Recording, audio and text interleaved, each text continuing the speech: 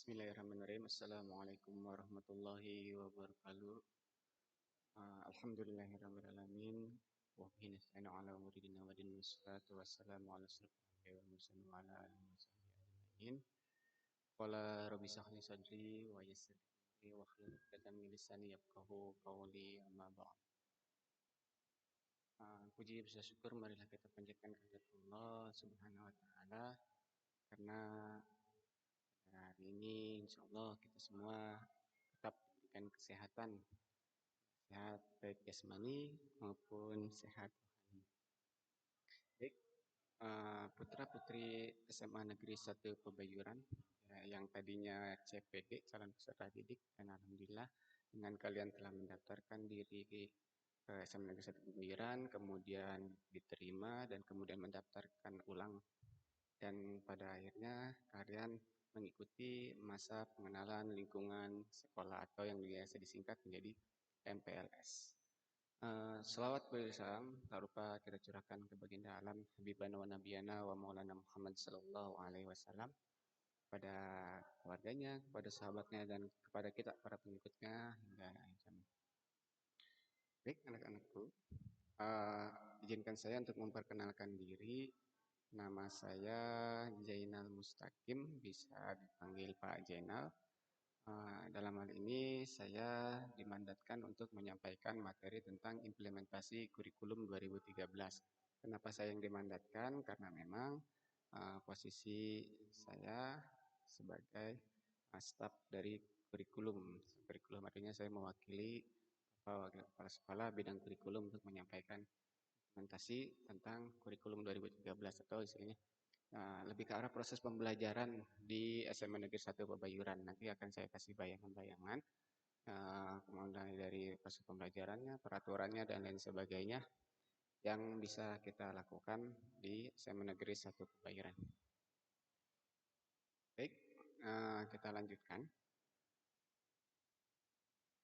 Di sini ada sedikit paparan tentang implementasi kurikulum 2013.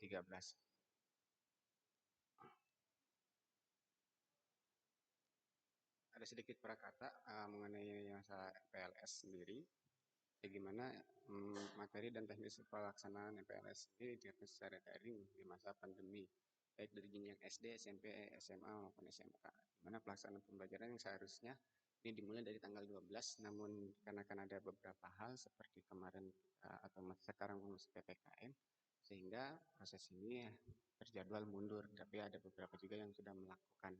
Jadi kembali lagi kebijakan kepada tiap-tiap daerah. Nah, tentunya sudah menjadi kewajiban bagi para peserta didik baru sebelum melaksanakan kegiatan belajar, di mana siswa diberikan pembekalan materi, yaitu masa pengenalan lingkungan sekolah. Jadi kegiatan pembekalan materi ini, MPLS ini, ya untuk tahun ajaran 2021-2022, ya memang tidak seperti biasanya. Kenapa? Dikarenakan MPLS kali ini kita berada di dalam kondisi pandemi COVID-19, di mana setiap halnya itu harus berdasarkan prokes-prokes yang ketat, ya, guna menekan angka penyebaran dari COVID-19 ini. Nah, adapun untuk materi mana hanya berupa teori-teori saja, kan biasanya dilakukan secara daring, bisa mungkin live menggunakan Zoom atau live YouTube, IG, dan lain sebagainya, ya, sehingga nanti materinya bisa tersampaikan kepada siswa-siswi yang memang belajarnya atau MPLS-nya sekarang di rumah, tidak datang ke sekolah. Adapun untuk materi seperti pengalaman belajar ya, dan lingkungan itu sementara ditunda sampai dengan nanti masa pandeminya sudah berakhir. Mudah-mudahan masa pandemi ini segera berakhir sehingga kita bisa belajar normal, kembali ke sekolah, belajar di sekolah bertatap muka, mungkin bersanda gurau dan lain sebagainya kita di sekolah. Amin. Kemudian, nah pada tahun pelajaran ini yang dilaksanakan pada tanggal 12 sampai 15 tadi, karena ada pemunduran, kita dilaksanakan mulai dari tanggal 21 nanti sampai dengan 20 ya, hari Sabtu. Ya, sampai dengan hari Sabtu nanti ada pengenalan ekskul kalau biasa. Jadi dilakukan secara daring. Jadi mengingat Bekasi ini zona merah sehingga tidak memungkinkan untuk melakukan MPLS secara tatap muka. Kemudian Dari MPLS sendiri, tujuan dari diadakannya kegiatan MPLS ini adalah untuk membantu peserta didik dalam beradaptasi dengan kondisi lingkungan sekolah yang baru. Ini sudah pasti ya. Sifat manusia itu harus bisa mampu beradaptasi. Artinya dengan kondisi lingkungan yang kemarin kalian di MTS, di SMP, sederajat, ya, dan kemudian berpindah ke tempat yang baru, nah maka kalian harus bisa beradaptasi dengan baik. Karena salah satu ciri makhluk hidup ya untuk bisa bertahan hidup itu kita mampu beradaptasi dengan lingkungannya. Ya, kan nanti siapa yang mampu beradaptasi dengan baik maka dia yang akan bertahan sampai dengan akhir. Ya, akhirnya sampai dengan nanti kalian lulus dari SMA Negeri 1 Bayuran. Nah, apa yang diperkenalkan ya, seperti mencakup aspek keamanan ya, dari lingkungan sekolah, kemudian kondisi lingkungan sekolah, kemudian sarana dan prasarana belajar, keadaan sosial dari sekolah. Maka setelah kegiatan ini, PLS ini diharapkan peserta didik sudah terbiasa dengan kondisi lingkungan sekolah. Jadi kita pengenalan secara virtual saja. Jadi akan saya kasih bayangan terkait dengan proses KBM atau kegiatan belajar di SMA Negeri 1 Bayuran. Karena hal ini kita belajar secara daring dan mudah-mudahan dalam waktu dekat kita sudah bisa melaksanakan kegiatan belajar secara tatap muka. Kemudian selain bertujuan untuk mengenal terhadap kondisi sekolah, pelaksanaan MPLS juga berfungsi sebagai penumbuh kebanggaan, kreativitas, rasa tanggung jawab, interaksi sosial, pengembangan spiritual, dan kegiatan yang menggali potensi diri serta didik. Nah, jadi pihak sekolah belum tahu potensi-potensi apa yang ada dalam diri kalian, maka dalam MPLS ini silakan munculkan potensi kalian, beritahu kami, ya Dewan Guru SMA Negeri 1 Kebayoran kelebihan-kelebihan yang kalian miliki sehingga nanti dari kelebihan-kelebihan itu bisa kita bina sehingga muncullah nanti sampai dengan kalian memiliki prestasi-prestasi baik di kancah lingkup di kabupaten, provinsi bahkan mungkin nasional dan mungkin mudah-mudahan bisa sampai ke internasional.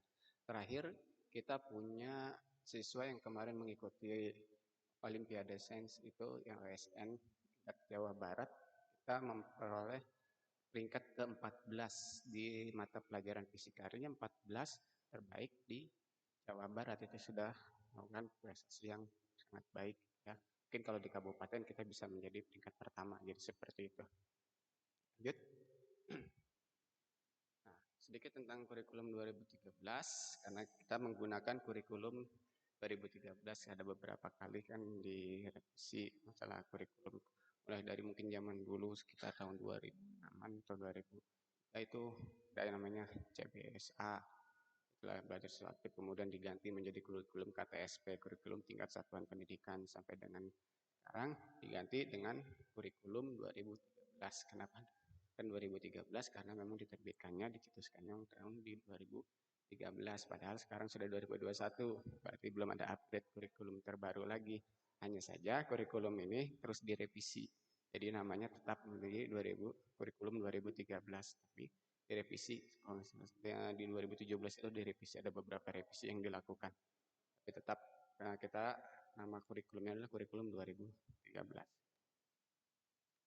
Nah, di sini ada beberapa tahapan pembelajaran yang dilakukan di kurikulum 2013 pertama. Ada kegiatan pendahuluan dalam kegiatan pendahuluan guru. Kemudian ada kegiatan inti dan ada kegiatan penutup. Jadi ada tiga kegiatan utama yang dilakukan. Di mana kegiatan pendahuluan ini di setiap kali belajar, Bapak dan Ibu guru dan juga peserta didik ya ini akan mengkondisikan suasana belajar yang menyenangkan. Nah, jadi jangan menganggap belajar itu membosankan, bikin pusing, jenuh, dan lain sebagainya. Ya, nanti tugas Bapak Ibu Guru menciptakan kondisi belajar yang menyenangkan. Tapi bukan hanya Bapak Ibu Guru saja yang bertugas menciptakan suasana tersebut. Para peserta didik pun yang ada di sini, yang ada di kelas tersebut, ya harus bisa menciptakan suasana belajar yang menyenangkan. Ya, seperti itu. Kemudian tahapan yang kedua mendiskusikan kompetensi yang sudah dipelajari dan dikembangkan sebelumnya berkaitan dengan kompetensi yang akan dipelajari dan dikembangkan. Artinya ada kompetensi-kompetensi dasar yang harus kalian kuasai ketika nanti kalian belajar satu mata pelajaran seperti itu. Kompetensi-kompetensi inilah yang nantinya akan menjadi tolak ukur makanya atau suksesnya atau tidaknya suatu proses pembelajaran.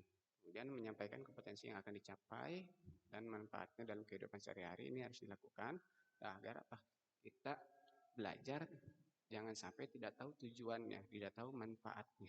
Nah, ketika kita sudah tahu tujuannya atau capaiannya, kemudian kita tahu manfaatnya, maka insya Allah dalam proses belajar ini, ya kita akan lebih bersungguh-sungguh, lebih menikmati proses belajar ini. Karena apa? Karena kita tahu outputnya itu akan seperti apa terhadap diri kita.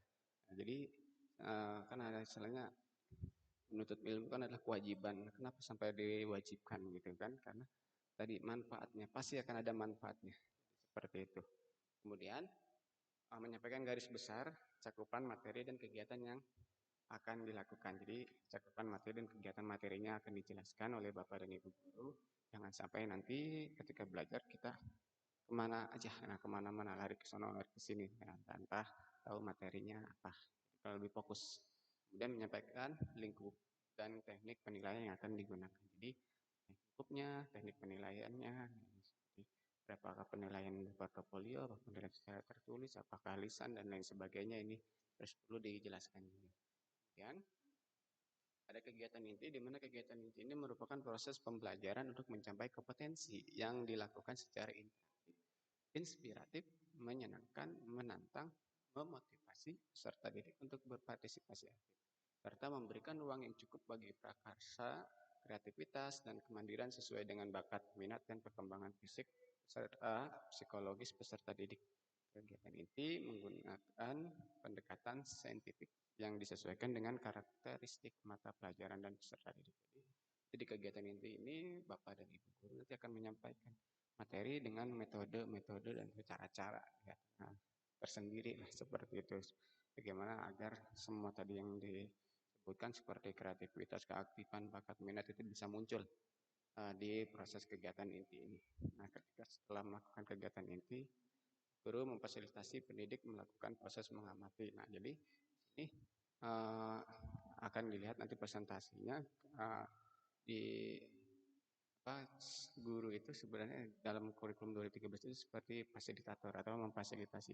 Artinya di sini siswa lah yang lebih aktif dibandingkan dengan guru. Nah, ini akan kalian rasakan manfaatnya nanti ketika kalian mungkin kuliah. Ya, karena biasanya mungkin sekitar 80%, 90% itu mahasiswa atau siswa lah yang aktif mencari uh, materi kesana kesini dan lain sebagainya. Ya, sebentar guru itu sebagai fasilitator. Jadi kalian harus bisa lebih aktif dalam proses belajar ketika menggunakan kurikulum 2013. Nah, dalam setiap kegiatan guru harus memperhatikan perkembangan sikap peserta didik, mana kompetensi dasar yaitu ada KI 1, KI 2 dan lainnya. Mana ada syukuri karunia Tuhan, jujur, teliti, kerjasama, toleransi, disiplin, taat aturan, menghargai pendapat orang lain yang tercantum dalam silabus dan RPP. Jadi kompetensi-kompetensi dasar ini, sikap spiritual dan lain sebagainya itu harus dapat dicapai juga oleh peserta didik. Lanjut. Nah, setelah melakukan kegiatan inti, selanjutnya ada kegiatan penutup di mana nanti dalam proses pembelajaran kegiatan penutup ini ya terdiri dari kegiatan guru bersama peserta didik yaitu membuat rangkuman atau menyimpulkan pembelajaran. Tidak harus mencatat, tapi bisa langsung berkomunikasi dengan membuat kesimpulan-kesimpulan secara langsung di lapangan. Jadi seperti itu. Kemudian melakukan refleksi terhadap kegiatan yang sudah dilaksanakan, memberikan umpan balik terhadap proses dan hasil pembelajaran. Kemudian dari kegiatan guru melakukan penilaian, Bapak dan Ibu guru pasti punya kriteria penilaian tersendiri.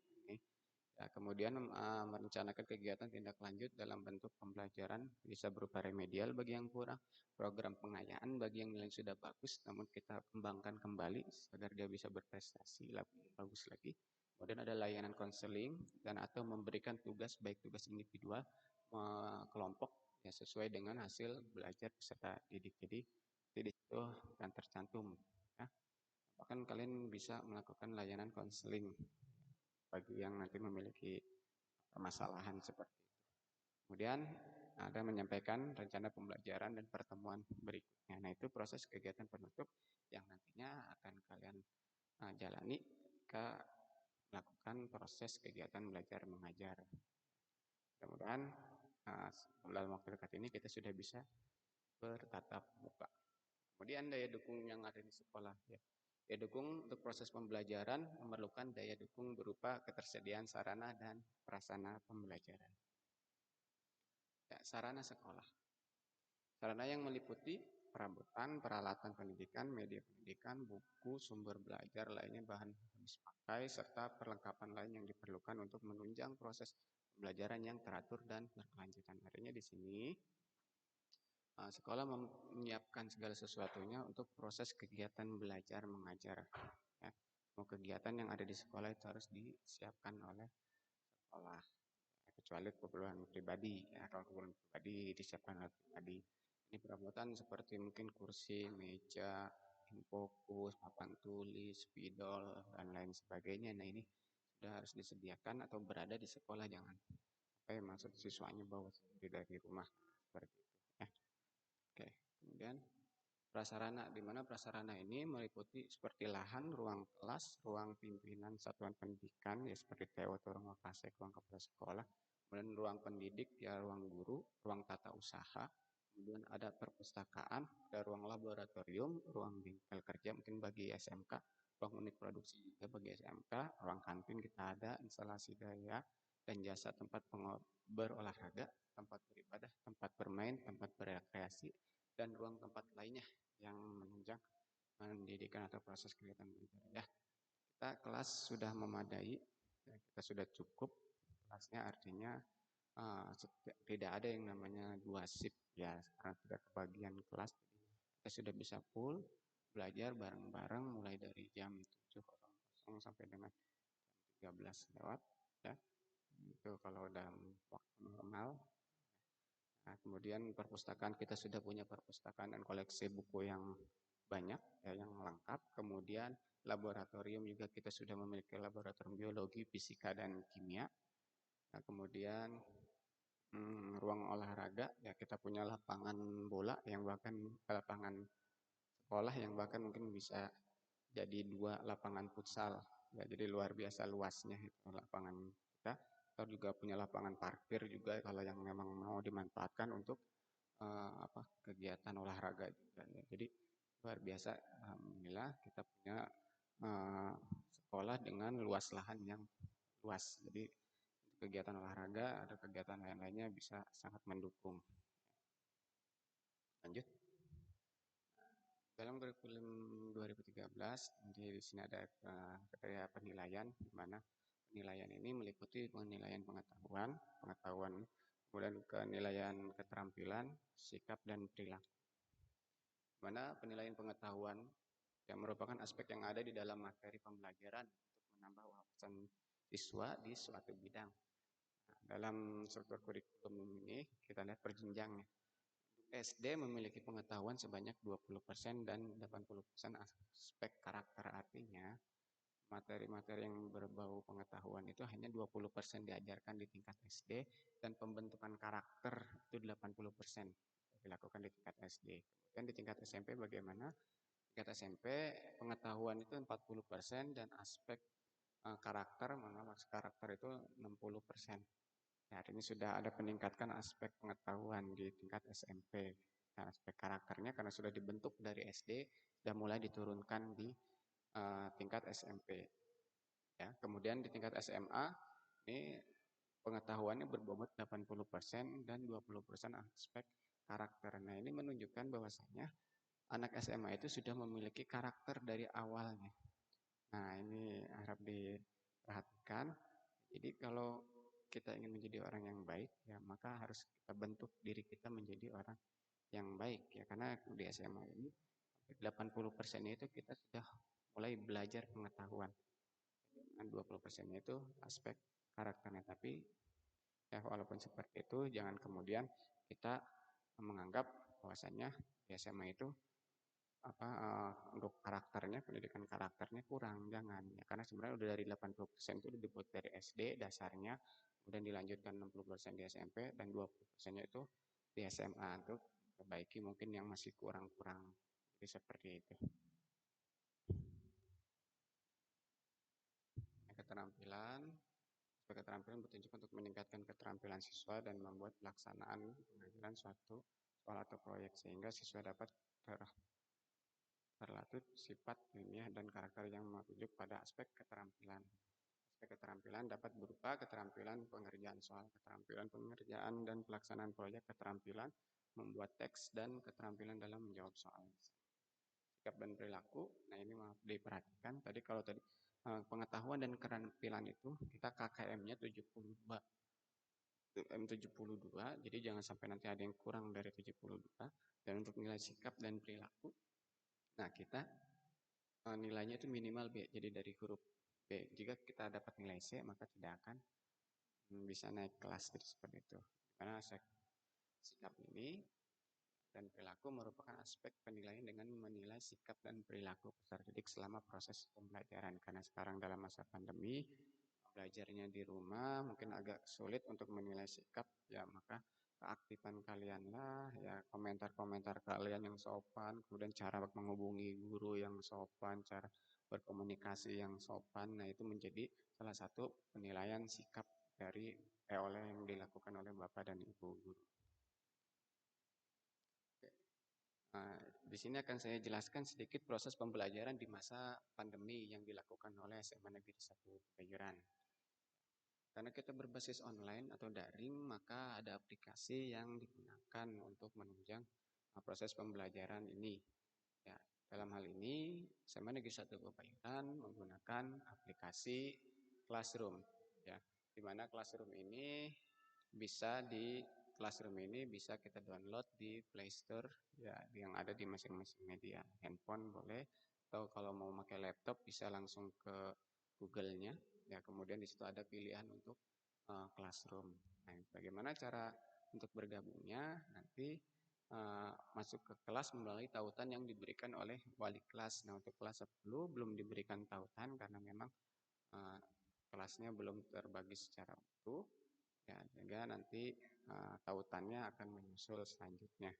Kemudian ketika sudah diberikan tautan atau link untuk masuk ke Classroom, kalian tinggal mengklik atau membuka Classroom, ya, kemudian tautan tersebut dan kalian akan secara otomatis akan bergabung di Classroom. Dan dalam proses pembelajarannya itu nanti kalian harus selalu membuka menu tugas kelas.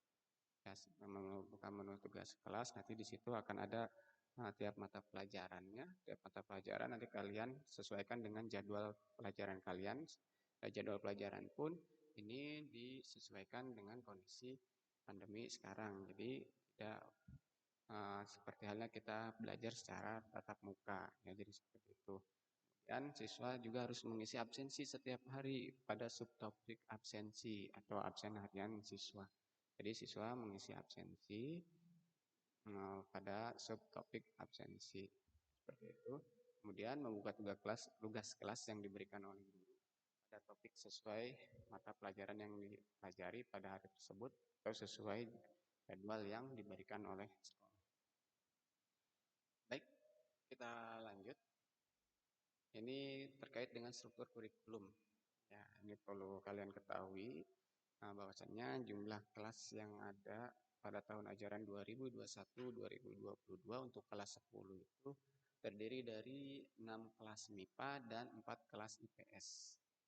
Ya, MIPA dan IPS, kok ada MIPA IPS. Nah, ini ada perbedaan untuk tingkat SMA maupun SMP. Jadi untuk SMA itu sudah ada yang namanya penjurusan atau dijuruskan atau difokuskan untuk belajar di MIPA atau belajar di IPS. Untuk SMA mungkin ada perbedaan di sini, ya, dibandingkan dengan SMP. Karena jurusannya ada MIPA yaitu matematika dan ilmu pengetahuan alam, kemudian ada IPS yaitu ilmu pengetahuan sosial. Nah, untuk kelas 10, ya, untuk kelas 10 mata pelajaran ini terdiri dari 18 mata pelajaran. Karena dari 18 mata pelajaran ini dikelompokkan menjadi 3 kelompok besar, yaitu kelompok A yaitu mata pelajaran wajib, kelompok B umum, dan kelompok C itu peminatan. Dan perlu diingat, kriteria ketuntasan minimum kita adalah 72. Jadi jangan sampai nanti dalam penilaian kalian kurang dari 72, baik nilai pengetahuan ataupun nilai keterampilan. Sedangkan untuk sikap KKM kita adalah B. Jadi jangan sampai mendapatkan nilai C. Seperti itu. Kemudian, nah ini untuk mata pelajaran kelompok A tadi, kelompok wajib, mana terdiri dari pendidikan agama dan budi pekerti, biasa disingkat PABB. Nah, PABB ini bobotnya adalah 3 jam pelajaran. Kemudian ada PKN, Pendidikan Kewarganegaraan, biasa disingkat PKN, itu 2 jam pelajaran. Matematika untuk kelompok A atau matematika wajib, itu 4 jam pelajaran. Ada bahasa Indonesia 4 jam pelajaran, sejarah Indonesia 2 jam pelajaran, dan bahasa Inggris wajib itu 2 jam pelajaran. Jadi ke kelompok B yaitu ada seni budaya atau biasa disingkat SBK, 2 jam pelajaran, pendidikan jasmani, olahraga dan kesehatan atau Penjaskes, 3 jam pelajaran, prakarya dan kewirausahaan atau PKWU, biasa disingkatnya 2 jam pelajaran. Ada TIKOM, teknologi informasi dan komunikasi, TIK, ya, 2 jam pelajaran. Kemudian ada muatan lokal, kita ada bahasa Sunda dan bahasa Jepang, ini salah satu kelebihan kita, mana nanti bahasa Jepang itu kalian di kelas 12 akan memiliki sertifikat bahasa Jepang yang dikeluarkan oleh sekolah dan bisa dipergunakan untuk melamar kerja ataupun masuk kuliah. Di sini ada kelompok C, di mana kelompok C adalah peminatan, artinya sudah fokus kepada minat dari masing-masing jurusan. Kalau MIPA ya mata pelajaran peminatannya MIPA, kalau IPS ya berarti mata pelajarannya IPS. Seperti halnya ini ada matematika, jadi matematika peminatan hanya diperuntukkan untuk jurusan MIPA ataupun sejarah, sejarah peminatan. Itu diperuntukkan untuk IPS, di mana bobotnya adalah 3 jam pelajaran. Kemudian ada biologi untuk di MIPA dan sosiologi untuk di IPS 3 jam pelajaran. Fisika di MIPA, kemudian ada geografi di IPS untuk 3 jam mata pelajaran juga, kimia di MIPA dan ekonomi untuk di IPS jam pelajaran. Kemudian di kelas 10 ini ada mata pelajaran lintas minat, atau untuk pendalaman minat seperti itu. Karena pendalaman minat ini mata pelajarannya yaitu bahasa Inggris. Artinya di sini bahasa Inggris lintas minat. Nah, bobotnya adalah 2 jam pelajaran. Dan kemudian ada lintas minat untuk kelas MIPA. Jadi kelas MIPA itu masih belajar ekonomi. Ekonomi lintas minat namanya. Yaitu 2 jam pelajaran. Dan kelas IPS, ya jurusan IPS masih belajar biologi. Biologi lintas minat. Yaitu 2 jam pelajaran. Baik, nah ini jadi total jam pelajaran yang kita pelajari yaitu 46 jam dalam 1 minggu, maaf dalam 5 hari efektif, ya di mana Senin 11 jam pelajaran, Selasa 10 jam pelajaran, Rabu 10 jam pelajaran, dan Kamis 10 jam pelajaran, dan Jumat kita 6 jam pelajaran. Namun setelah Jumat kita ada kegiatan yang namanya ekstrakurikuler. Jadi Jumatan nanti di masjid sekolah, setelah Jumatan di masjid sekolah nanti kita lanjut lagi untuk kegiatan ekstrakurikuler. Jadi Sabtu dan Minggu tidak ada kegiatan belajar mengajar di sekolah seperti itu. Nah, kemudian ini perlu dipahami juga ada syarat kenaikan kelas. Ya, di mana absensi kehadiran itu harus 90%. Artinya mungkin apabila absensinya dalam 1 semester itu masih ada 1 atau 2, mungkin maksimal 3, dia alfa itu masih ada toleransi, artinya masih tidak terlalu bermasalah. Namun kita maksimalkan belajar kita, jangan sampai kita tidak hadir, jangan sampai ada 1 hari kita absennya alfa atau tanpa keterangan. Kalau memang sakit silakan untuk mengabari Bapak Ibu wali kelasnya atau guru mapel yang terkait, ya agar kita tetap didata gitu kan, tanpa dikatakan bolos atau alfa. Kemudian syarat kedua ini nilai pengetahuan dan keterampilan jika di rata-rata dari semester ganjil dan genap tidak boleh di bawah KKM. Artinya kalau semester 1-nya 70, semester 2-nya 70, artinya nanti nilai akhirnya rata-ratanya 70, maka itu dikatakan di bawah KKM. Nah ini jangan sampai terjadi. Jadi minimal kalian harus mendapatkan 72 dari setiap mata pelajaran. Nah, jadi seperti itu ya. Nah, kan tetapi di sini ada syarat yang lain. Ya, tidak boleh tidak lebih dari 2 nilai rata-rata mapel yang umum, mapel umum di bawah KKM. Artinya mapel umum seperti SBK, Penjas, TIK, bahasa Sunda, bahasa Jepang, tuh bahasa Inggris tadi yang dan biologi kimia lintas minat itu. Ya, tidak boleh lebih dari 2 mata pelajaran yang di bawah KKM. Artinya kalau masih ada satu mata pelajaran yang telah di rata-rata di bawah KKM, kalian masih bisa naik kelas. Namun kalau 2 atau lebih, ya tidak boleh lebih. Artinya ada 3 mata pelajaran, maka ini menjadi kendala kalian untuk bisa naik kelas. Kemudian tidak boleh ada nilai mapel wajib atau peminatan yang di bawah KKM.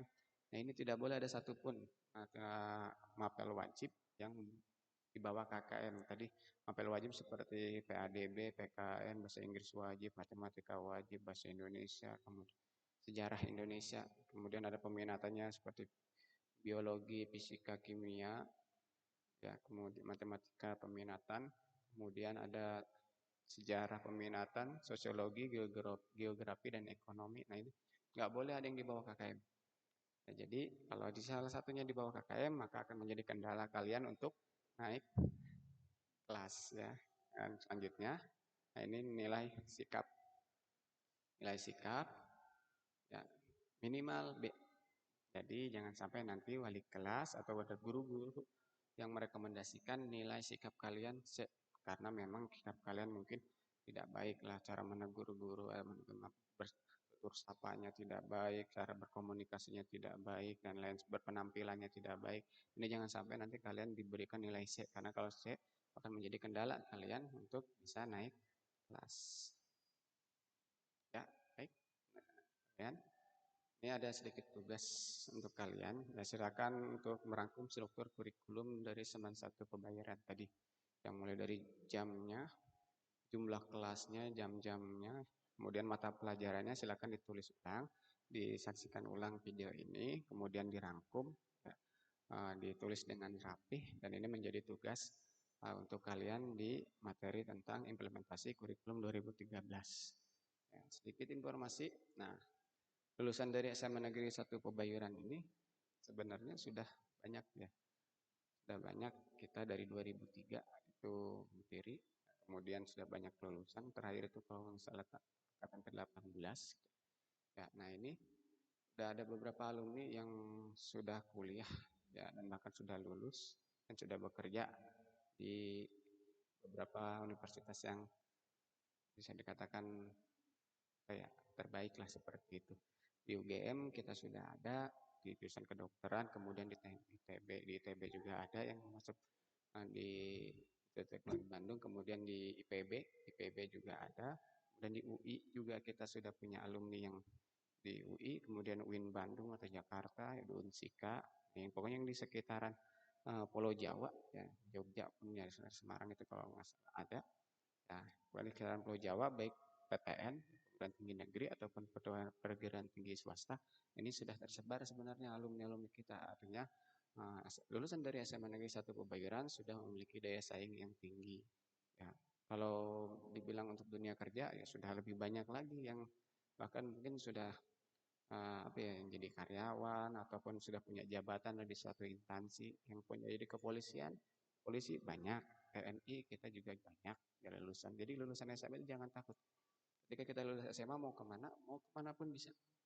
Ya tinggal kemauan kita, tekad kita yang kuat untuk belajar sungguh-sungguh, belajar yang benar, belajar yang rajin, agar apa yang kita cita-citakan itu bisa tercapai. Kesampean lah, istilah kalau kata orang Pebayuran bisa kesampean tuh, punya cita-cita, ya. Baik, sekian, terima kasih penjelasan dari saya. Apabila ada yang tidak dimengerti, silakan untuk nanti uh, berkomentar di bawah, ya, berkomentar di YouTube-nya. Jangan lupa untuk like dan subscribe channel SMA Negeri 1 Pebayuran. Sekian, terima kasih. Assalamualaikum warahmatullahi wabarakatuh. Semangat untuk kita semua.